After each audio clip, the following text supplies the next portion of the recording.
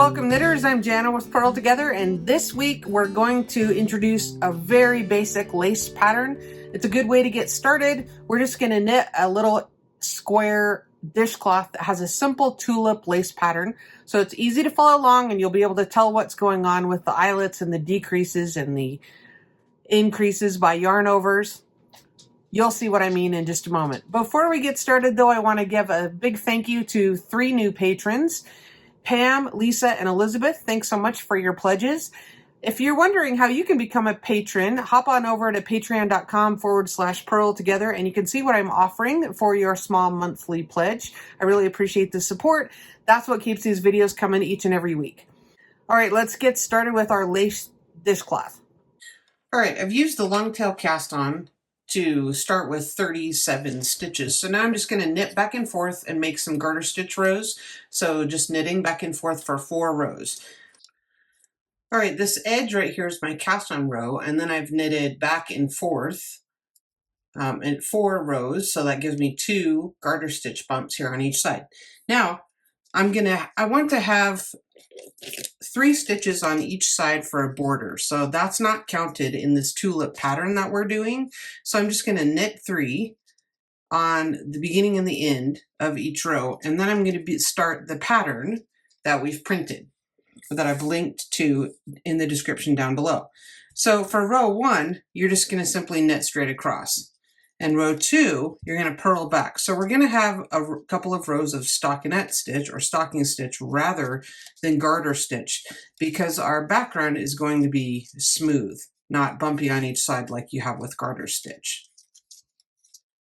So what that means is when I get to the end of the row, I'm just going to knit the last 3, and then at the beginning of the row, even if it's an even numbered row and I'm supposed to purl across, I'm still just going to knit the first 3 and the last 3. So I maintain my garter stitch border of 3 stitches on each side. So I'm going to knit these first 3 and then I'm going to switch to purl across the main portion of the dishcloth until I get to the last 3 stitches, and then I'll knit those as well. So that's row 1 and row 2. Then in row 3, we're going to get into the lace. All right, beginning row 3, we're just going to knit our 3 border stitches. And again, those are not designated on the pattern. That's just how I choose to frame my dishcloth pattern. So I'm going to knit those 3, then follow the instructions for row 3 on the pattern, which says knit 3. Then we're going to start with a yarn over, or yo. So all a yarn over is creating an eyelet or creating a hole, and you're just doing that by wrapping the yarn around the needle in the same way that you do when you wrap your knit stitch. So you're just going to yarn over, just wrap it 1 time around counterclockwise as usual. Now SL means slip 1. So I slip 1 as if I'm purling. So go into your stitch as if you're going to purl and just slip it straight off. So that's all you do, is slip 1. Then knit the next stitch, and then you're going to pass the slip stitch over. That's what PSSO means, is the stitch that you slipped, which is this one right here. You're going to just pass that over the one that you knitted. Let me try to catch it there. There you go. So I'll show you that again. We're going to do it again a whole bunch more times. So next we're going to knit 6, but I'll show you this again, and I'll also show you how to take it out if you make a mistake. So all we did was pass this over. So if we want to take it out, we're just going to lift it back up over the top, trying real hard not to stretch it too much. Take out that knit stitch by just going into the hole there below and slipping that off. Okay. So going back to the yarn over, we knitted 3 after our border stitches, then we knitted 3, and then we're going to yarn over, which is just a wrap, slip the stitch as if to purl, just slip it off on the other needle, knit the next one just like normal, and then pass the slip stitch over. So I just go in underneath with my left hand needle.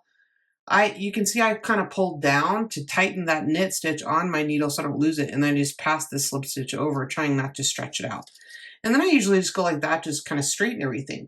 So you can see what that did is it made a hole, and then we had a decrease, because we want to keep our stitch number the same. Our stitch count needs to be the same. So if we're going to do yarn over, which creates a stitch, we need to do a decrease so that our stitch count stays the same.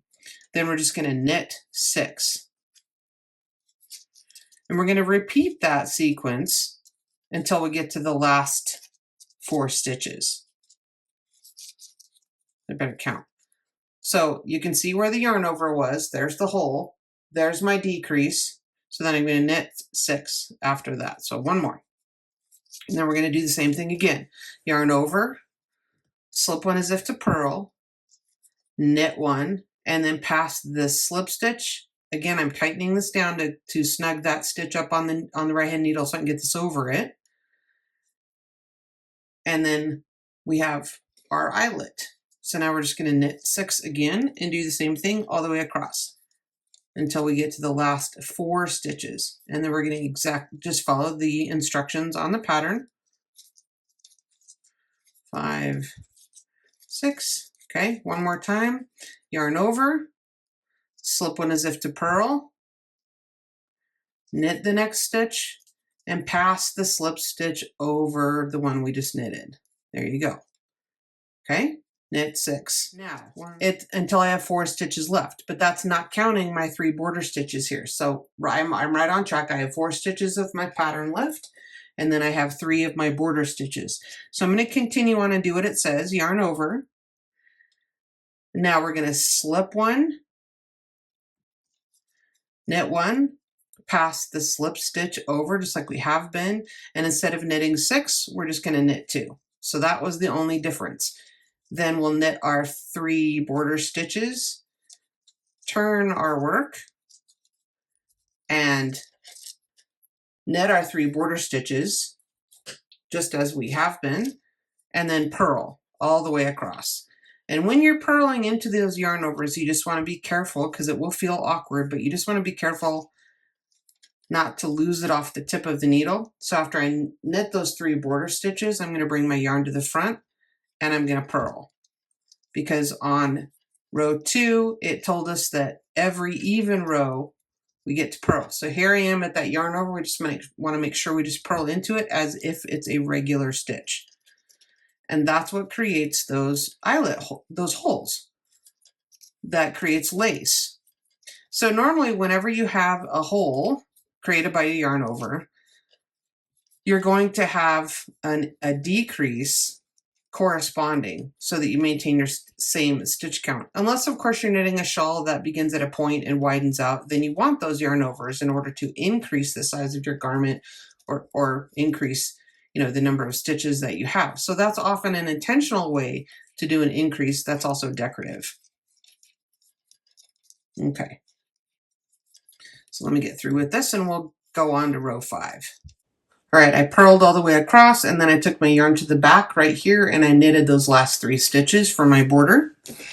Now on row 5, we're going to begin the same way by just knitting the first 3 border stitches. We're always doing that, even though it's not written on the pattern. That's my choice, is to have a border that frames my eyelet pattern. And you can see that hole that we created. And then by purling back across the back side, it created a neat little hole. And you can also see there's our decrease, and that's going to be a pattern, kind of a design element as part of these tulips as well.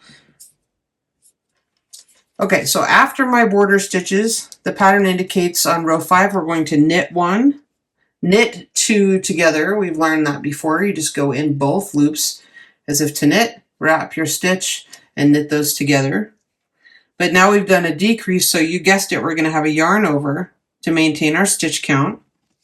Knit 1, yarn over, and then we're going to have that decrease again where we slip as if to purl, knit 1, and pass the slip stitch over. Okay, and again, I give this a little tug to make that knit stitch tight against that needle so that it comes through easier when I pull that over. Okay, so you can see what's happening here. That creates the base of our tulip, and then we have the 2 holes on either side. And then we knit 3. And we're just going to repeat that sequence between the asterisks however many times we need to until we get to the last 6 stitches, not counting the border. So we're going to do that until we get here. You could put a marker here if you have one that clips on, so you know, or you can just keep track of what you're doing. So again, here we go. We're going to knit 2 together. Yarn over, which is simply a counterclockwise wrap. Knit 1, yarn over, slip as if to purl, knit 1, pass the slip stitch over. When you learn to read your knitting, you can also tell that this is placed in the correct place. It's placed correctly in your work because you have the bottom hole and then these 2 are stacked above it with that knit stitch right above the yarn over that we did 2 rows ago. So obviously if you were 1 stitch off, it wouldn't look, you know, like a bottom of a diamond. It wouldn't look like that, would it? It wouldn't look symmetrical like it should. So now we're going to knit 3 and do our sequence again. Knit 2 together, yarn over, knit 1, yarn over, slip as if to purl, knit 1, pass the slip stitch over, and knit 3. Okay. So for me, that's going to be 6 stitches remaining, not counting these border stitches that I have. And so we're just going to treat the last motif in the same way, I believe, where we're going to knit 2 together, yarn over, knit 1, slip 1, knit 1, pass the slip stitch over, and now we're only going to knit 1 because that's how we're going to end. And then of course we have our 3 border stitches. So the only reason they have to tell you the last sequence separately is because it's not exactly the same as what's between their asterisks. So they just write out that last section separately since it is slightly different. Okay. So you guessed it, row 6, we're just going to knit our 3 border stitches, purl our way across, and knit the 3 last. Okay, we're back to the front side now, and row 7 is exactly the same as row 3, which is what's going to put this last diamond hole right on top to create our diamond.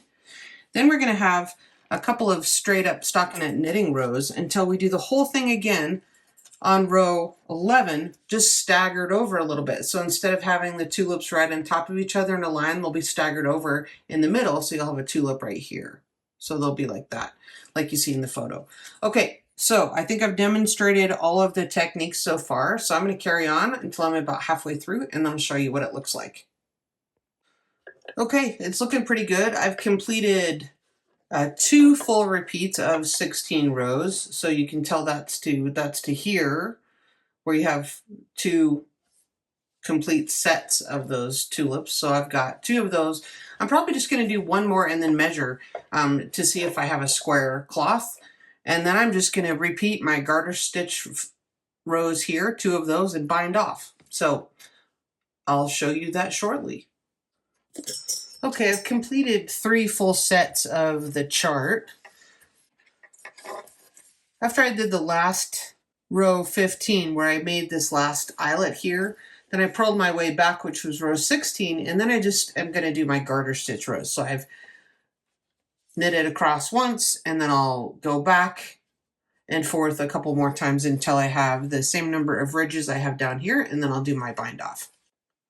All right, I've completed 4 rows of garter stitch. This last one was row 4, but actually I'm going to do 1 extra row 5 along here and then bind off on row 6. And the reason I'm going to do that is because if I bind off right now, it'll put the bind off edge really close to this row of bumps, and I want to kind of make it symmetrical where I have some space between this row and the edge. So I'm hoping by just knitting an extra row and then binding off on row 6 on the way back that will create that symmetrical appearance. All right, now I'm going to bind off on the wrong side facing me. So I'm just going to knit the first one and knit the second fairly loosely and then pull that slip stitch over the top. So this is just the standard bind off like we've done before. pull that slip over the top, stitch over the top, knit the next, pull the first one over, and I just do this fairly loosely as I go along. You're just going to do this all the way across. Okay, when you get to the last stitch, just continue on knitting this last one as normal, and then pulling this one up over the top. And then we're just going to cut this and draw it through.